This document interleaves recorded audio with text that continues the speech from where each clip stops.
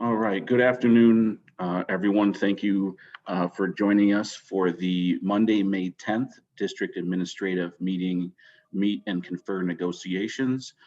We are holding this meeting via Zoom, and we are starting at 4 p.m. The meeting was posted online Friday, and all of you on the CEA and board teams have access to the May 10th 2021 Meet and Confer folder with our agenda, proposals, and the minutes from April 15th, which this extra meeting will give us the opportunity to approve. So I would like to go ahead and call the meeting to order. Our norms remain the same as they have been. Just keep in mind for everyone, this meeting is being recorded and will be available on YouTube once it is posted to the Cartwright channel. So the first item is the approval of minutes from April 15th, 2021. So I'll make a motion to approve those and give the floor to Michela. I forgot how to do this. I second. Thank you. Is anyone opposed to the minutes being approved by the board team and the CEA team?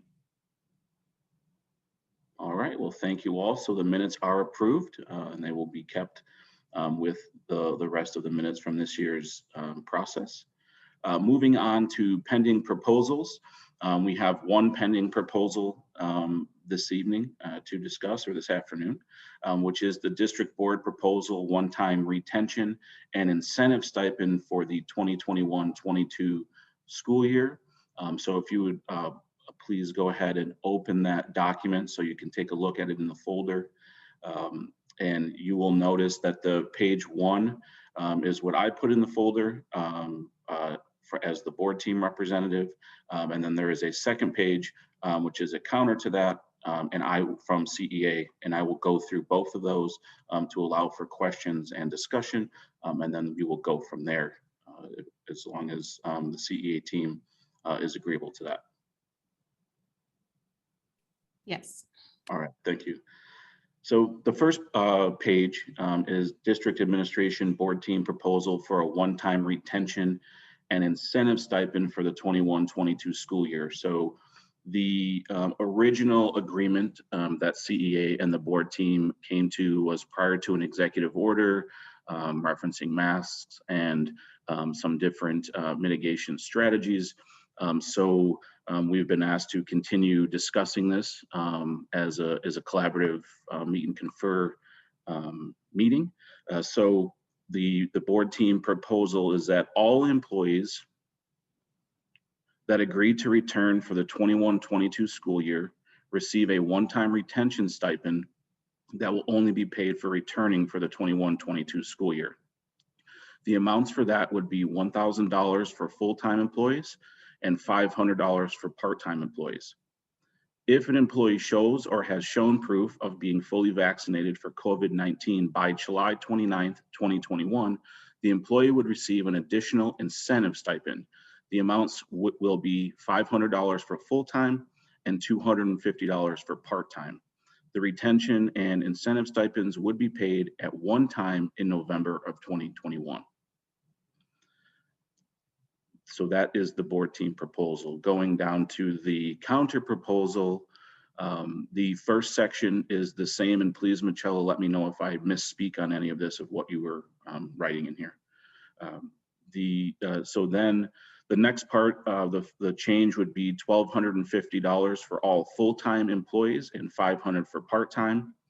It would still be, and then the incentive for the vaccine would still be fully vaccinated by July 29th, 2021 to receive an additional incentive stipend, which on the counter would be $250 for all employees. Staff with notes from a medical professional will be awarded the $250 as they have a medical exemption / note. The retention and incentive stipends would be paid at one time in November 2021.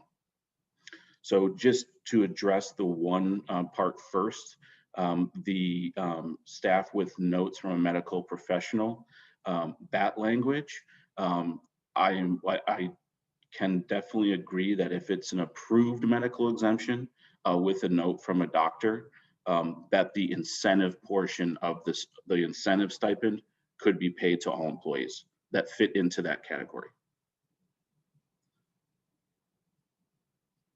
Sorry, can you say that one more time? Sure. So I'm just talking about the language where it says staff with notes from a medical professional will be awarded I didn't address the dollar amount yet, as they have a medical exemption or note. So the only thing I would say would be approved medical as an exemption or note there.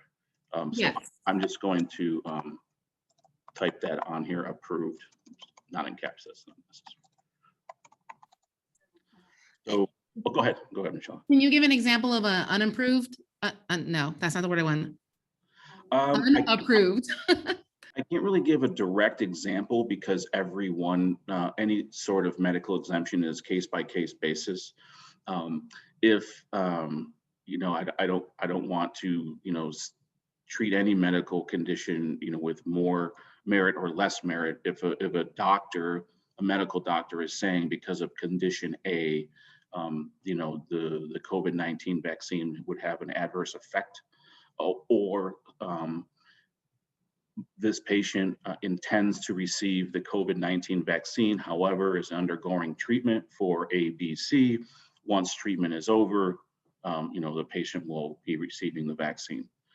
So, those types of things, if somebody says they have, a broken toenail or something like that, so they're all case by case. And so it's part of the ADA interactive process. So the district would receive the accommodation request and then have to evaluate the doctor's documentation, have that conversation with the employee, and then make a decision from there, which would run confidentially through human resources. Okay, thank you for the clarification. One thing I will say as the board team representative is obviously, we come, especially in a situation like this where it was presented to the board and the information was presented back.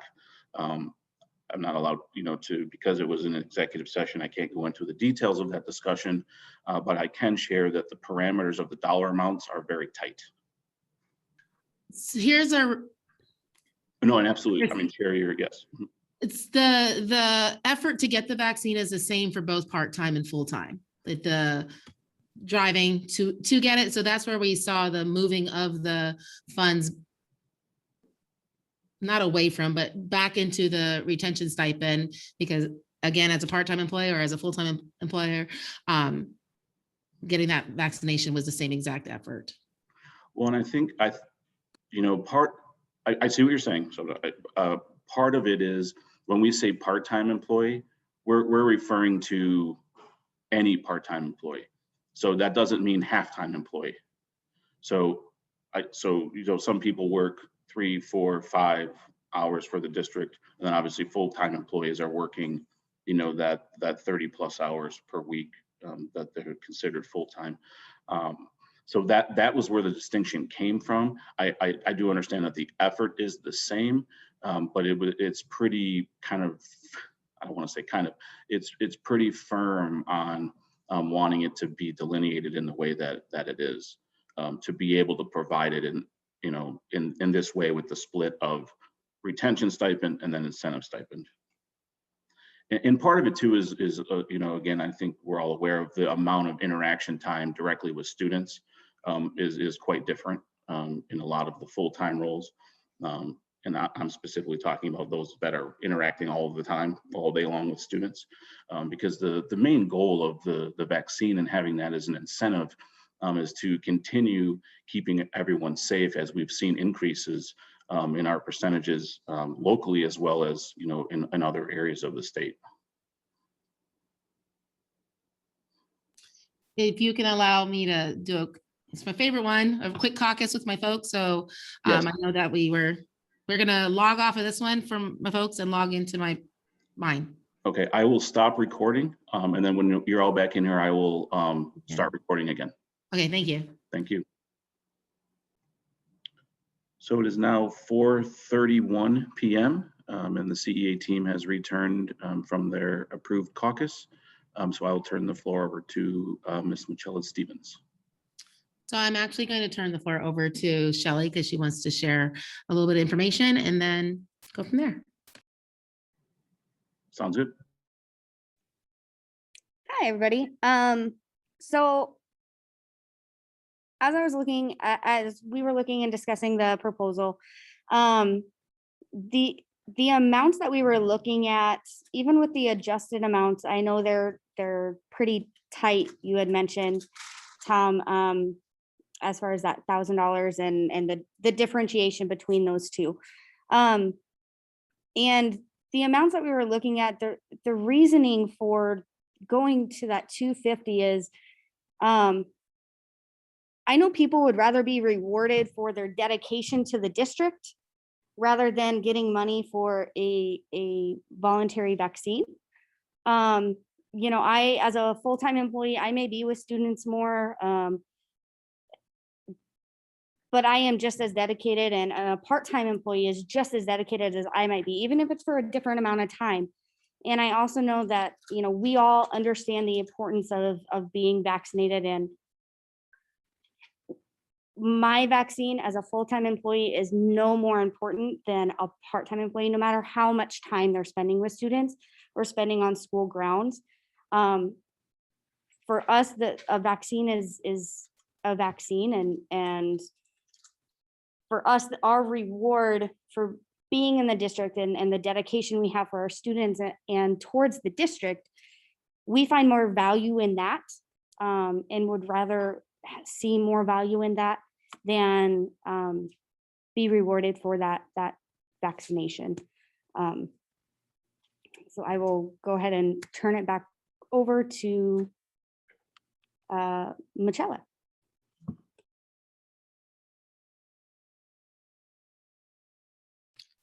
So just so we're on the same page, we would have to ratify this as we had already signed the other one. So we have to bring it back out to our members as they followed along on the YouTubes. The last meeting, Victoria, sorry, I just started talking. No worries, I was waiting for you to finish. First of all, we want to make sure that every employee feels valued, and the board themselves have asked us to send a presentation as you see it. And from what I understand, there is no room for negotiation on the amounts.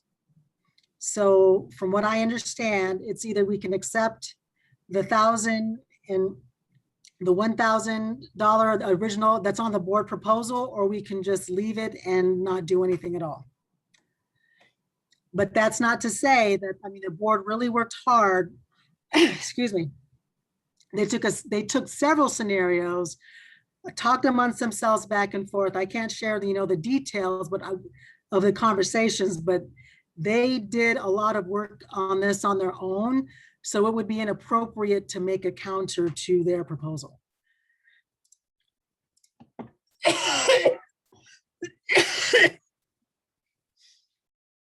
Sorry, I was coughing. So we, again, to ratify this as with our members, we'd have to have a little bit of time to send that one out. The counter that was in there, the two counters, I'm assuming the one was accepted and the other one not. And just want to make sure we just went on record on saying. Yes, so Michelle, what I did was on our proposal, I added the medical exemption language because that is agreeable, yes. And I just kind of wordsmithed it a little bit. So if you want to take it's on the page 1 of the document. So the hope is that this can be on the consent agenda for Thursday. Is that going to give you enough time to get that out and then have it, I think you said ratified by the time of the consent agenda?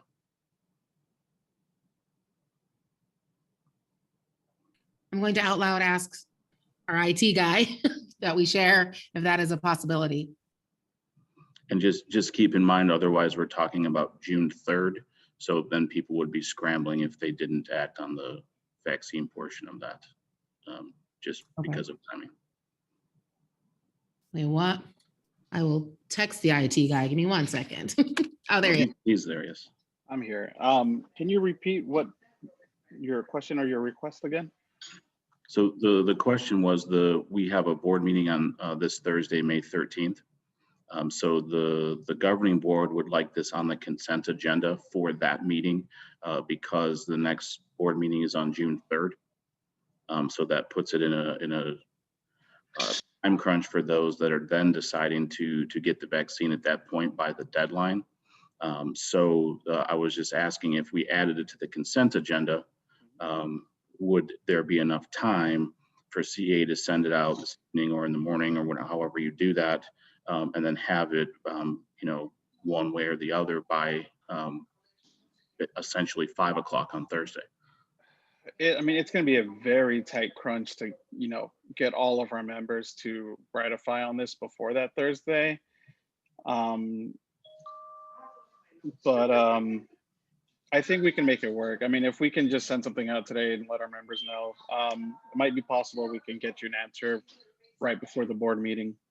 Okay, that would be great because I wouldn't want it to go, to zero. Yeah, definitely. Okay. Well, And like Tom said, we can take it to the June meeting, but we just want to make sure everybody has the opportunity to schedule their vaccinations before that. So that's why we're asking for May 13th to have it done. So in the agenda has to flip on the 12th.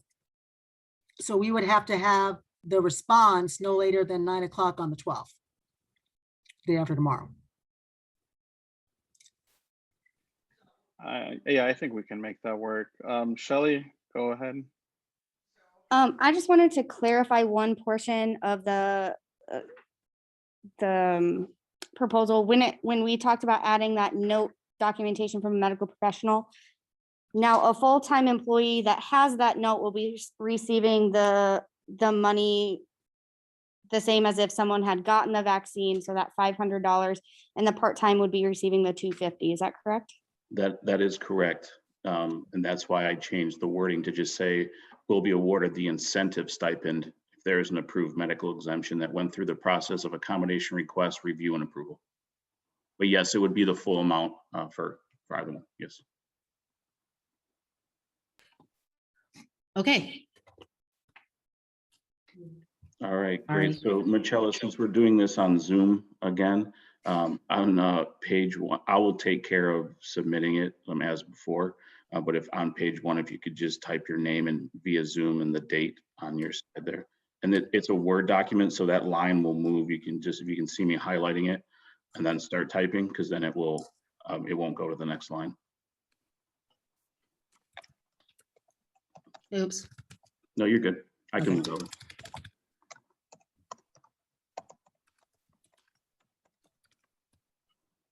I'm just gonna copy what you. Yeah.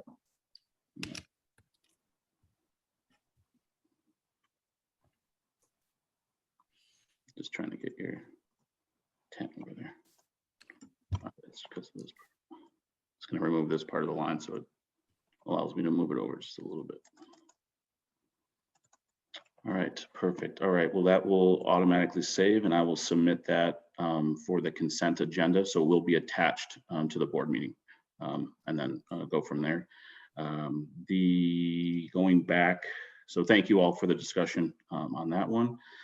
Going back to the agenda, we are all aware that there was an item that was tabled from the last board meeting that was on consent. There has not been any further guidance or discussion around that. So at this point, we don't have anything to share there. And then we'll keep in touch if we need to do something with that or what's happening there. And let's see, and I received the information you sent me, Michela, surrounding that, so I appreciate that, just about the discussion and things and the collaboration, which I agree with, that we were collaborative in that process. And then let's see the next, no action items, other information. At this point, we don't have any future agenda items, but we may. So I will be in touch, hopefully more in advance than this time, but I appreciate everyone's flexibility and willingness to put this together so quickly. And like Shelley and others have said, I think both teams are really wanting to support all employees, keep everyone safe, and do all that we can in a collaborative way to make things work. So I again just appreciate all that from all of you. And then we do not have a scheduled meeting upcoming, but as I said, I will keep you posted if we need one, because we do not want to do anything without going through that process, especially since there's one still out there. And then if we do have a meeting, I will get that scheduled and work with everyone's calendars. So at this point, I'd like to go ahead and move to adjourn the meeting. Second. All right, is anyone opposed to adjourning the meeting? All right, well, thank you very much, all of you. Enjoy the rest of your Monday afternoon. And I will make sure that this is up on YouTube for those to watch, hopefully tomorrow. All right, thank you. Our meeting is concluded.